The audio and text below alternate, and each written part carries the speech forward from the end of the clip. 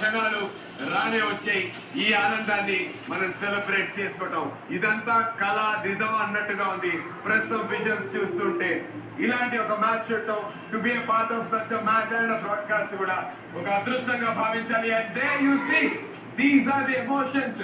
రాహుల్ ద్రావిడ్ ఎప్పుడు ఇలా చూస్తామని నన్ను ఒక మాట చెప్పరా, ఎక్కడ పోగొట్టుకున్నా అక్కడ ఎత్తుకోవాలంట.